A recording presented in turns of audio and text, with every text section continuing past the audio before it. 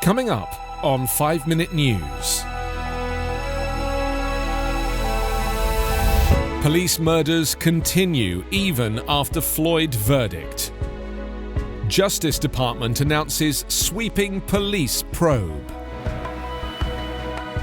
And Biden pushes for momentum as US returns to climate fight. It's Thursday, April 22. I'm Anthony Davis.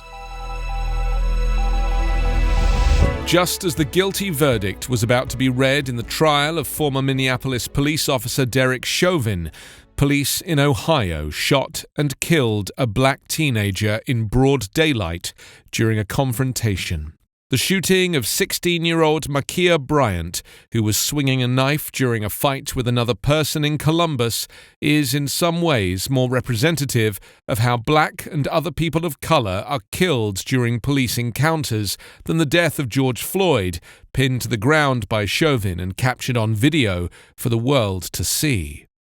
Unlike Chauvin's case, many killings by police involve a decision to shoot in a heated moment and are notoriously difficult to prosecute even when they spark grief and outrage. Juries have tended to give police officers the benefit of the doubt when they claim to have acted in a life-or-death situation. While Tuesday's conviction was hailed as a sign of progress in the fight for equal justice, it still leaves unanswered difficult questions about law enforcement's use of force and systemic racism in policing. The verdict in the Chauvin case might not be quickly repeated, even as the list of those killed at the hands of police grows. The day after Bryant was fatally shot, at least 2 other people were also killed by police in the United States. On Wednesday morning, an officer killed a man while executing a search warrant in eastern North Carolina. And in the San Diego suburb of Escondido, police said an officer fatally shot a man who was apparently striking cars with a metal pole. Activists say the fight for police reform and a more just legal system is far from over.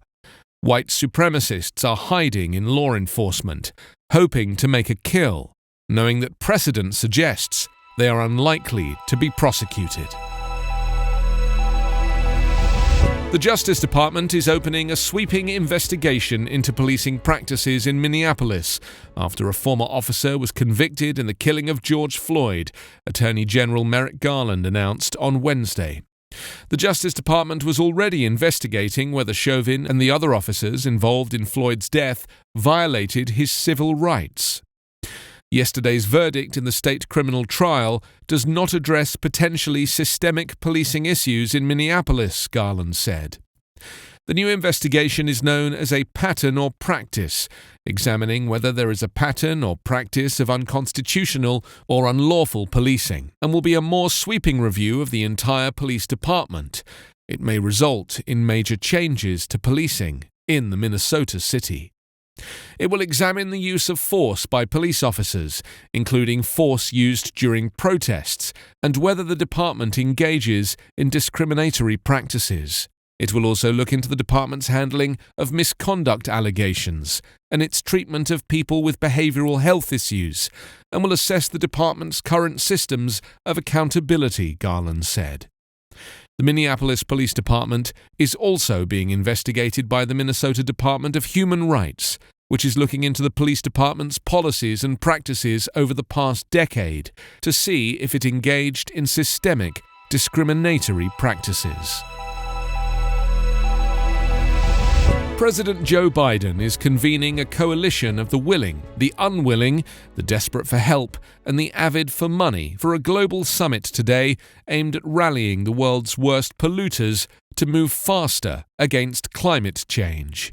The president's first task, convincing the world that the politically fractured United States isn't just willing when it comes to Biden's new ambitious emissions-cutting pledges, but also able. Success for Biden in the virtual summit of 40 leaders will be making his expected promises, halving coal and petroleum emissions at home, and financing climate efforts abroad, believable enough to persuade other powers to make big changes of their own. For small countries already fighting for their survival, global climate progress noticeably slowed in the 4 years of President Donald Trump's withdrawal from the effort.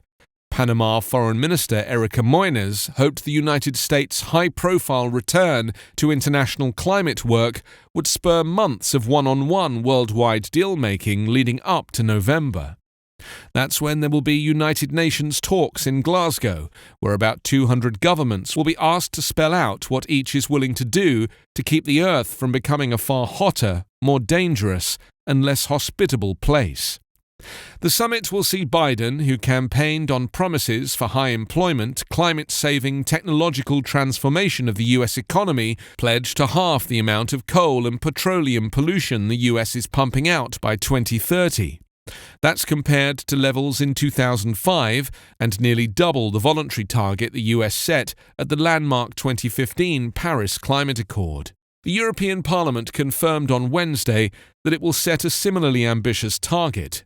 The US is looking to other allies such as Japan and Canada to announce their own intensified climate efforts, hoping that will spur China and others to slow building of coal-fired power plants and otherwise chill their smokestacks.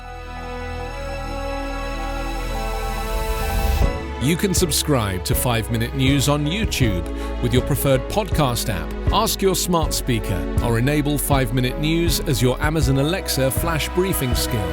Subscribe, rate and review online at 5minute.news. 5 Minute News is an Evergreen Podcast covering politics, inequality, health and climate, delivering independent, unbiased and essential world news